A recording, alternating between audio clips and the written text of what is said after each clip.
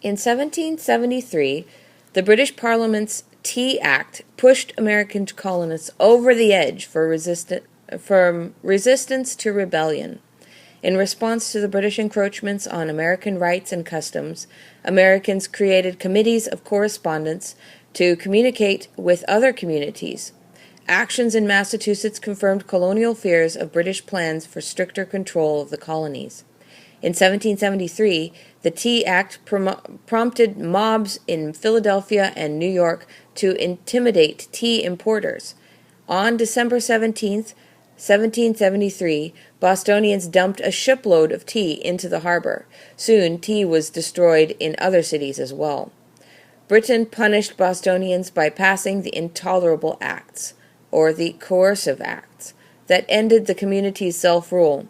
Troops could be quartered in private homes, and at the same time, the Quebec Act established a highly centralized government for Quebec and toleration for Catholics. This seemed like a preview of what was in store for Americans. In September 1774, delegates arrived in Philadelphia for the first meeting of the Continental Congress. Rather than overt attacks on British authority, Congress endorsed a policy of boycotts against British goods. It called for democratically elected local committees to enforce these policies. In Massachusetts, local communities had organized Minutemen to defend communities. When, on the evening of April 18, 1775, the British left Boston to capture American ammunitions in Concord, they triggered a firefight with local Minutemen. The Battle of Lexington and Concord ignited the American Revolution. In 1772, Governor Hutchinson of Massachusetts announced that the salaries of all the royal appointees would now be paid by the crown rather than by the colonies, and it was independent of any elected representatives. The committees were formed to communicate between the colonies, because this was something that they did not want to have happen. The Virginia Committee included Patrick Henry and Thomas Jefferson. In 1773, the Boston Committee was responsible for passing on some very incriminating letters from Governor Hutchinson, stating that he wanted to, quote, reduce or confine colonial liberties, unquote. Well, this simply confirmed what most colonists already believed, and Benjamin Franklin had been given these letters anonymously and in confidence, but they were published, and Franklin was dismissed because of from his position as Postmaster General because of his lack of integrity in this area. The tea tax had been in effect since the Townshend Acts and had been the Townshend Acts had been repealed, but the tea tax had remained. But patriotic colonials refused to buy any tea. This was so damaging to the British East India Company that they were on the verge of bankruptcy. The British government could not allow this to happen because India was basically ruled by this company, and if the company failed, then Britain might lose India. So they tried to entice colonists by reducing the cost of tea and to make it super cheap. This made the revolutionaries mad because it was further evidence that the British government was just trying to corrupt the colonists. And the fact that Governor Hutchinson's sons were accepting tea shipments was also not helpful. Well, the first tea shipment arrived in late November of 1773, and a huge crowd gathered to watch what was going to happen. They decided that they were not going to let any tea be unloaded, and Samuel Adams, the rabble-rouser, led a disciplined group of about 50 or 60 men, disguised, quote-unquote, as Indians, although everybody knew who they were, or at least knew that they were not Indians, on board this ship, and they began to dump about 45 tons of tea overboard into the harbor. The other colonies, like New York, had similar incidences of property destruction. The British government resolved that something must be done about these rebellious colonialists and all the instigators of this destruction of British property. And they felt like the instigators were in the colony of Massachusetts. In the spring of 1774, Parliament passed the Coercive Acts. Well, that's good PR, isn't it? In America, they began to be known as the Intolerable Acts. Boston Harbor was closed until it could pay back the East India Company for all the tea that had been lost.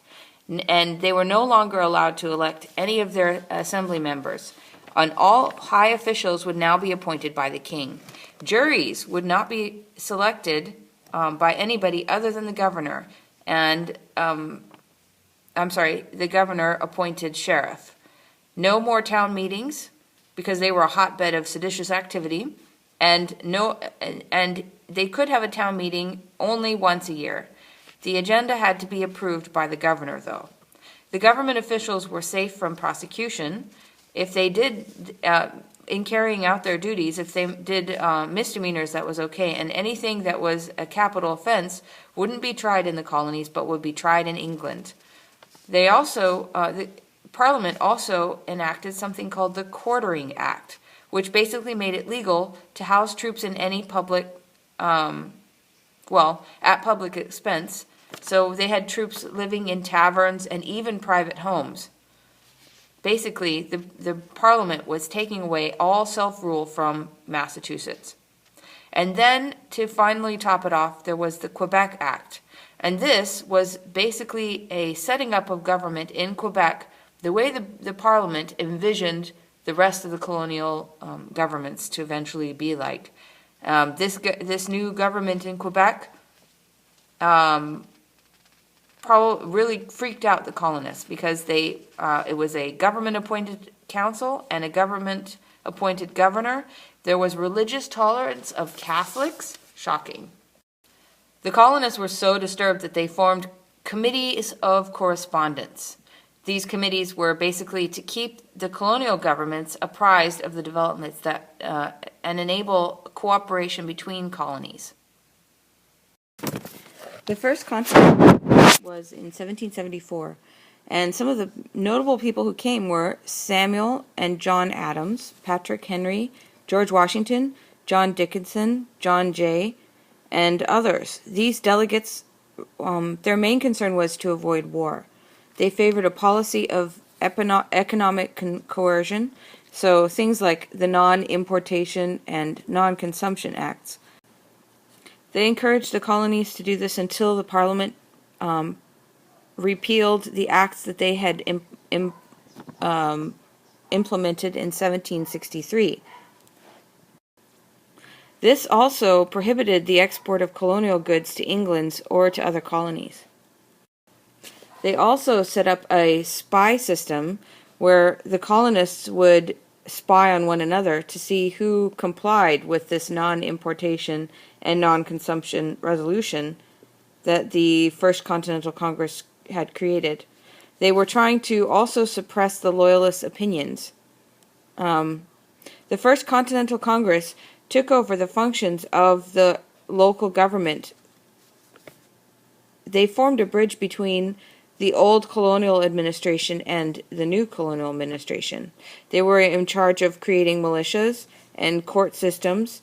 So, by dissolving the colonial legislatures that had been in place, the royal governors had unwittingly aided this new form of American solidarity, and it created a new identity for the Americans. Their American, each colony becoming an American state. British aggression began to escalate. On September 1st, 1774, General Gage sent troops from Boston to seize cannon and other ammunition stores in Charleston and Cambridge. King George was heard to remark that the New England governments are now in a state of rebellion. Blows must decide whether they are to be the subjects of this country or independent. And this is very true. The Massachusetts House Representatives created a, quote, committee of safety, which acted as an underground governing body, which could call up the Minutemen, or the Volunteer Colonial Army, from towns and communities surrounding Boston, who wished to defend themselves against British force, as the British soldiers were trying to suppress rebellion in the colonies. And on the evening of April 18th, 1775, Gage ordered about 700 men to seize ammunition and cannons in the town of Concord. Paul Revere and William Dawes rode all night to alert the militia around the countryside. As the British forces reached Lexington, which is about halfway between Boston and Concord, there was a group of 70 militia that had gathered on the Lexington Green, but when they saw the 700 soldiers, they began to retreat. The officers ordered the militia to throw down their arms, but they somehow forgot to do that, and this made the officers extremely angry that they were being disobeyed. There was no order given to fire shots, but shots were fired against the Americans, and 8 Americans were killed, and 10 were wounded in that first skirmish. The news of this skirmish brought many more militia out of the woodwork, and in the end, by the end of that day, about 4,000 militia had shown up, which greatly outnumbered the British soldiers, and in the end, there were about 73 who died, British soldiers who died, and about 202 that were wounded or missing in action. The British troops were greatly outnumbered by the militiamen. Americans realized that they would be forced to defend their own communities against outsiders.